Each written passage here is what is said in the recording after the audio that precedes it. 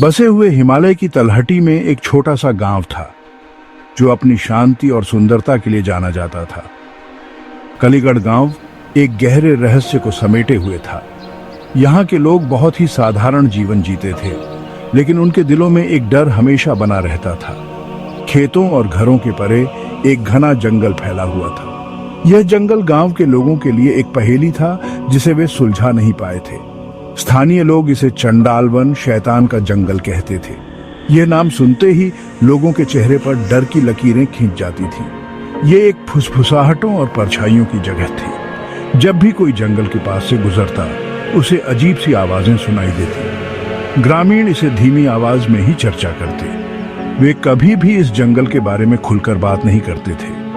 वे उन लोगों की कहानियां सुनाते जो इसमें प्रवेश करते, फिर कभी वापस नहीं आते। ये कहानियां पीढ़ी दर पीढ़ी चलती आ रही थी। कुछ कहते कि प्राचीन आत्माएं जंगल में भटकती हैं। ये आत्माएं उन लोगों की थीं जो कभी इस जंगल में खो गए थे। दूसरों ने इसे बुरी प्रजातियों का दोषी ठहराया। उनका मानना था कि जंगल में कुछ अदृश्य शक्तियां थीं जो लोगों को अपनी ओर खींच लेती थी। जो भी सच हो, डर हवा में भारी था। हर कोई इस जंगल से दूर रहने की कोशिश करता था। कोई भी चंडाल वन में प्रवेश करने की हिम्मत नहीं करता, खासकर रात के बाद। रात होते ही गांव में सन्नाटा छा जाता था और लोग अपने घरों में दुबक जाते थे। राहुल, समीर, नेहा और अंजलि बाकी ग्रामीणों की तरह नहीं थे। युवा और साहसी, वे उन कहानियों का मजाक उड़ाते थे। वे मानते थे कि जंगल में एक रहस्य छिपा हुआ है, एक रहस्य जिसे वे सुलझाने के लिए दृढ़ थे। एक गर्मी की रात हमने एक संकल्प लिया। हम चंडाल वन में जाएंगे। हम उन दंतकथाओं के पीछे की सच्चाई का पता लगाएंगे।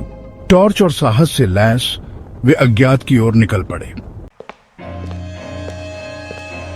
जैसे ही उन्होंने जंगल की सीमा पार की, हवा ठंडी हो गई। ये ठंडक उनके रोंगटे खड़े कर रही थी, जैसे कि जंगल ने उन्हें अपनी बाहों में समेट लिया हो।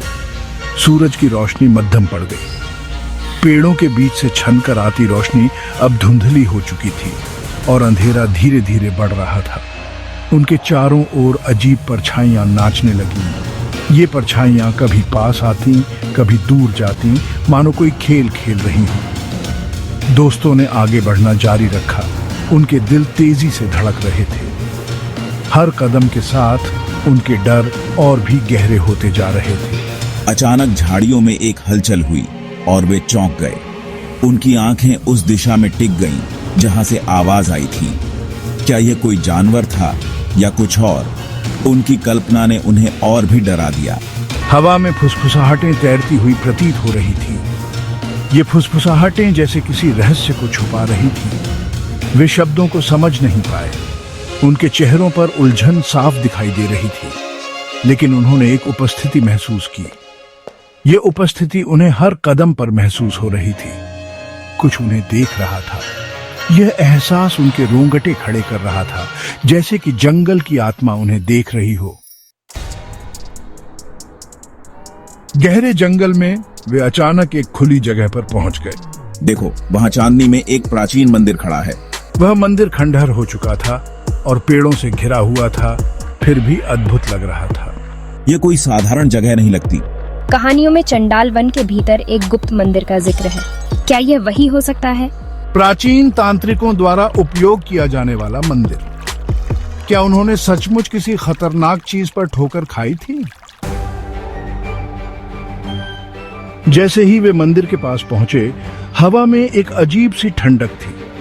पेड़ों की सरसराहट और पक्षियों की चहचहाहट भी थम गई थी। एक आकृति छायाओं से उभरी। ये आकृति धीरे धीरे उनकी ओर बढ़ रही थी, मानो किसी अदृश्य शक्ति से खींची जा रही हो। यहाँ से चले जाओ, ये जगह तुम्हारे लिए नहीं है। यह एक बूढ़ी औरत थी, चिथड़ों में लिपटी हुई। उसकी उपस्थिति से ही डर का माहौल बन गया था। उसकी आंखें अस्वाभाविक रोशनी से चमक रही थी। उन आंखों में एक अजीब सी चमक थी जो किसी भी सामान्य इंसान की नहीं हो सकती थी। उसने खुरदरी आवाज में उन्हें चेतावनी दी। उसकी आवाज में एक अजीब सी गूंज थी जो सीधे दिल में उतर रही थी। आहा, ये चीख इतनी जोरदार थी कि सबके रोंगटे खड़े हो गए। इससे पहले कि वे प्रतिक्रिया कर पाते, रात की खामोशी को चीरती एक खौफनाक चीख सुनाई। यह चीख किसी अनजाने खतरे का संकेत दे रही थी। समीर गायब हो गया, छायाओं में समा गया। ऐसा लगा मानो उसे किसी ने खींच लिया हो।